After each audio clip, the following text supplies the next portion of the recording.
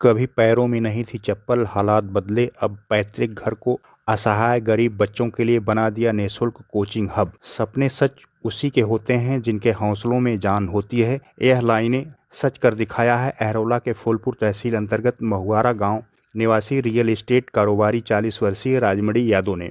राजमणि यादव ने अपने उस समय को याद करते हुए भावुक हो गए और कहा कि एक समय था कि हमारे पैरों में चप्पल नहीं होती थी, लेकिन संघर्षों और सहयोगियों के बल पर सब कुछ हासिल किया। जो मिला है मैं उसे पिताजी का आशीर्वाद और ईश्वर की कृपा समझता हूँ। मैं बिताए गए समय के दर्द को समझ रहा हूँ। अभाव झेलना कितना मुश्किल होता है, समाज भी मजाक उड़ाता है। पूर्व के उन हालातों को मुझे सोचने पर मजबूर कर दिया कि क्यों न गांव में खाली पड़े अपने पैतृक मकान में गरीब असहाय नौनिहाल बच्चों के लिए निःशुल्क पाठशाला बनाकर उन्हें शिक्षा के मुख्यधारा से जोड़ दिया जाए। और यह कार्य आज 26 जनवरी को बाकायदा महुआरा गांव में 2 मंजिला पैतृक मकान को असहाय गरीब बच्चों के लिए निःशुल्क पाठशाला बना दिया। बताते चलें, लखनऊ में एराइलोशन ग्रुप ऑफ कंपनीज के चेयरमैन राजमणि यादव 26 जनवरी को अपने पैतृक गाँव महुआरा पहुँचे और कई वर्ग में फुट में फैले अपने 2 मंजिला आवास को नौनिहालों के पठन पाठन के लिए समर्पित कर दिया। राजमणि यादव ने मन से इसकी घोषणा की और अपने पिता रामयश के हाथों फीता काटकर इसकी औपचारिक घोषणा भी कर दी। कई साल पहले अभाव और संघर्षों के दिनों में गुजारे समय को मन से बयां किया। LLM की पढ़ाई की डिग्री ली। कहा पुराना अभाव का समय याद है, ग्रामीण क्षेत्र में शिक्षा की अलग जगाने का मन हुआ।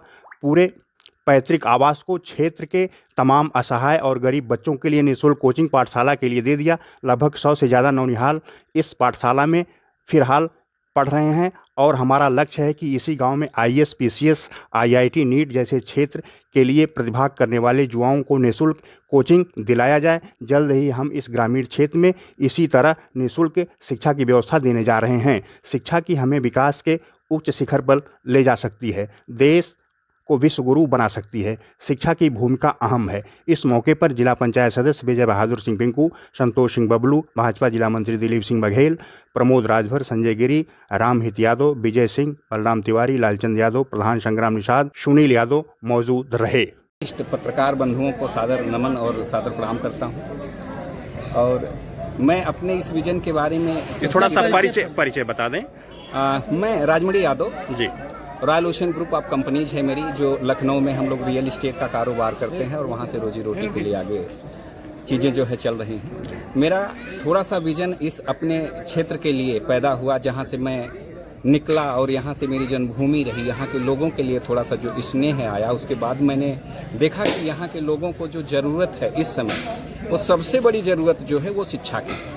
क्योंकि जब तक यहाँ के बच्चे शिक्षित नहीं होंगे, लोग इन सारी चीज़ों से अवेयर नहीं होंगे, लोगों का जो व्यक्तिगत विकास है, आंतरिक विकास है, सामाजिक विकास है, वो सब कुछ रुका पड़ा है जी। अगर इनको शिक्षा मिल जाए तो शिक्षा जो है 3 पीढ़ियों को सुधारती है। एक तो वह व्यक्ति जो शिक्षित होता है, दूसरे अपने पूर्वज जो उसके पूर्वज हैं उनको भी as a governance, as a guiding कुछ बताने और सही दिशा में ले जाने का काम करता है। तो ऐसे बच्चों के लिए शिक्षा की क्या योजना आप बनाए हैं ग्रामीण क्षेत्र के लिए अपने?